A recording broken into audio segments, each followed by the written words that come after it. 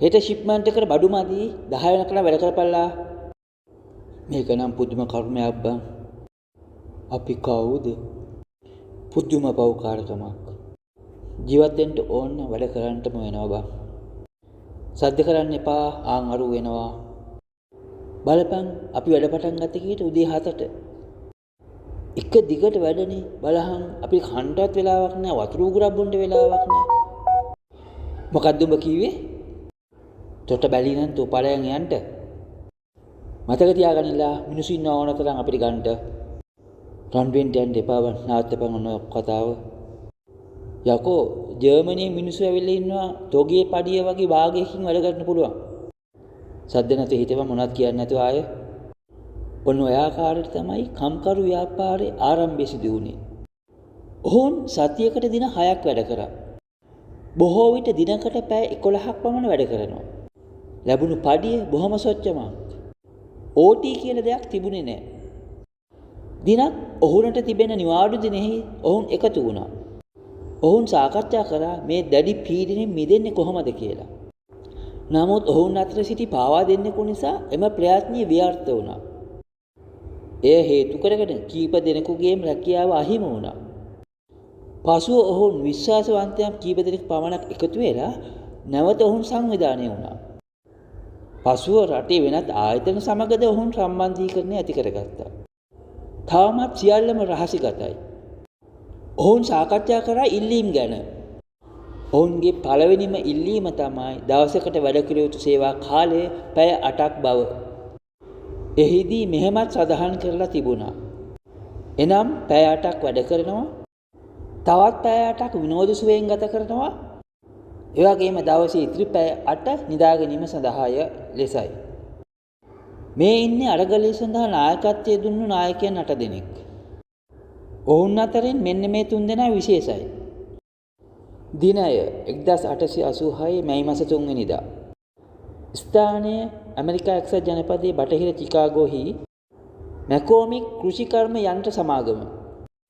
ලොව ප්‍රථම වතාවට එම සමාගමේ කම්කරුවන් ඔවුන්ගේ ප්‍රථම අධීරයේ අරගලය ආරම්භ කළා. ඔවුන් දැවැන්ත වැඩවර්ජනයක් ආරම්භ කළා.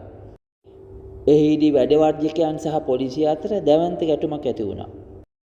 සඳහන්ව තියෙන තොරතුරු වලට අනුව නම් එම කැරැල්ලේදී මියගොස් තිබෙන්නේ දෙදෙනෙකු පමණයි. නමුත් පොලිසියේ සහ විරෝධකරුවන් බොහෝ දෙනෙක් තුවාල ලැබලා තිබෙනවා. අනතුරුව ඔවුන් විසඳුමකින් තොරව විසිර ගියා. එම වැඩවර්ජනයෙන් අනතුරුව රාජ්‍ය ඔත්තු සේවා යෙදවීමට ඇමරිකස්ස ජනපද රාජ්‍ය කටයුතු කළා. කෙසේ වෙතත් එම වැඩවර්ජනයට පසු දින එනම් මැයි 4 වෙනි දින මෙන්න මේ පෝස්ටරය චිකාගෝහි අලවලා තිබුණා. එහි සඳහන්ව තිබුණේ මැයි 4 වෙනි දින රාත්‍රී 7:30ට හේමාකට් චතුරස්‍රයට එකතු වෙන්න කියලා. ඒ වගේම එහි මෙන්න මේකත් සඳහන්ව තිබුණා. Working men arm yourself and appear in full force ලෙස. මේ තියෙන හේමාකට් චතුරස්‍රය. ඒ අනුව කියපු වෙලාවට කම්කරුවන් දහස් ගණනින් හේමාකට් චතුරස්‍රයට එකතු වුණා. ඔවුන් සියලු දෙනාගේම බලාපොරොත්තුවක් තිබුණ අනිවාර්ය මර්ධනයක් සිදු වේවි කියලා. කෙසේ වෙතත් ඔවුන් බොහොම සාමකාමීව ඔවුන්ගේ උද්ඝෝෂණය ආරම්භ කළා. එම ස්ථානයට පොලිසියද විශාල ප්‍රමාණයක් එකතු වෙලා සිටියා. පොලිසිය විසින් විශාල පීඩනයක් ඇති කරමින් උද්ඝෝෂණයට බාධා ඇති කළා. මේ තියෙන කම්කරු නායක සැමුවෙල් ෆීල්ඩන් කතා කරන අවස්ථාව. ඊට අමතරව නායකයන් කීප දෙනෙක්ම අදහස් පළ කළා. මේ අතර නාදුනන පුද්ගලයෙකු විසින් අත්නෝමති කළ ලෙස පොලිසිය වෙත ඩයිනමයිට් බෝම්බයක් විසි කළා. එම බෝම්බය පිපිරීම නිසා පොලිස් භටයන් දෙදෙනෙකු මිය ගියා. එයට පරිගැනීමක් ලෙස පොලිසිය වෙතින් වෙඩි වර්ෂාවක් එල්ල කළා. පොලිසිය විසින් විශාල පරිගැනීමක් සිදු කරමින් විශාල මර්ධනයක් සිදු කළා. මෙහිදී මියගිය කාම්කරුවන් ගැන තාම ගණනය කළ නැහැ කියලා තමයි කියන්නේ. ඇමරිකා එක්සත් ජනපද රාජ්‍ය ඒ වසන් කරලා තමයි තිබෙන්නේ.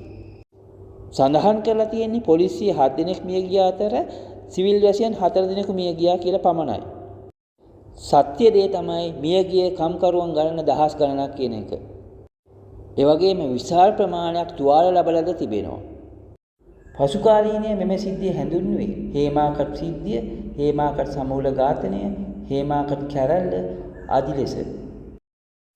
පසුව රාජ්‍ය ඔත්තු සේවා මගින් බෝම්බ ප්‍රහාරයේ වගඋත්තරකරුවන් ලෙස 8 දෙනෙකු නම් කරලා අත්අඩංගුවට ගත්තා. මේ ඉන්නේ එම 8 දෙනා තමයි. එහිදී ජාත්‍යන්තර වශයෙන් ප්‍රසිද්ධ නඩු විභාගයක් පැවැත්වුවා. ඔවුන් 8 දෙනා කුමන්ත්‍රණ චෝදනා යටතේ වරදකරුවන් බවට පත් වුණා. ඒ වගේම බෝම්බය නිපදවා ඇත්තේ මෙම 8 දෙනාගෙන් කෙනෙකු බව ඔප්පු වුණා. නමුත් ඔවුන් කිසිවෙකු එම බෝම්බය පොලිසිය වෙත එල්ල නොකළ බව තහවුරු වුණා. ඒ වගේම පොලිසිය තව දෙයක් සොයාගත්තා. මැයි 4 වෙනිදා හේමාකට චතුරස්‍රී ඉඳලා තියෙන්නේ මේ 8 දෙනාගෙන් දෙන්නෙක් පමණයි කියලත්. ඒ දෙදෙනා තමයි සැමුවෙල් ෆීල්ඩන් සහ ඕගස්ට් ස්පයිස් කියන දෙදෙනා. අවසානයේ මෙම නඩුවේ තීන්දුව වුණේ 7 දිනකට මරණ දඬුවම ලබා දීම සහ එක් අයෙකුට අවුරුදු 15ක සිර දඬුවමක් ලබා දීමයි.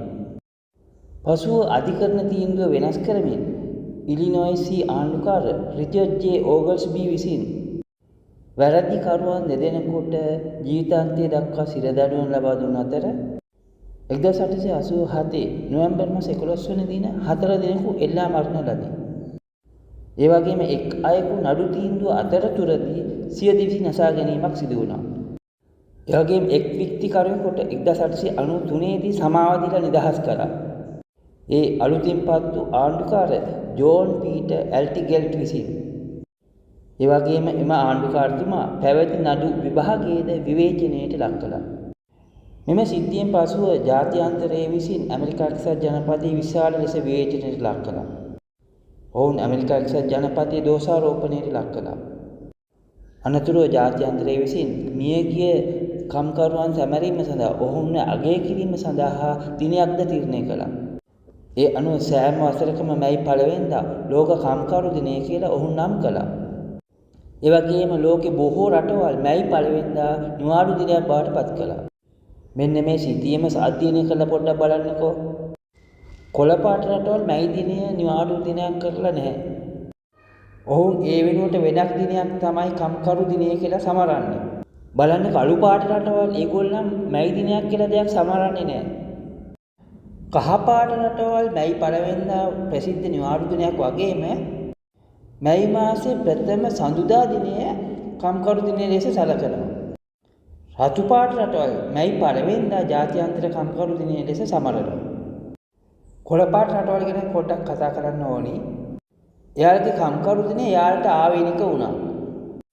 ඒ සමහර විට කියනවා ලේබර් ඩේ කියලා, සමහරු කියනවා 8 hours day කියලා ආදි වශයෙන් වෙනස්කම් තිබෙනවා. එකම රටේම ප්‍රදේශයෙන් ප්‍රදේශයට කම්කරු දිනේ වෙනස්කම් තිබෙනවා. උදාහරණයකට ඕස්ට්‍රේලියාව ගත්තොත් එයාගේ ප්‍රදේශයෙන් ප්‍රදේශයට කම්කරු දිනයන් ලේබර් ඩේ එක වෙනස්. රතු පාට රටවල් ටික තමයි ඇත්ත වශයෙන්ම ජාත්‍යන්තර කම්කරු දිනේ නියම විදිහට සැමරීම කරන්නේ. ඒ මැයි 1 වෙනිදා.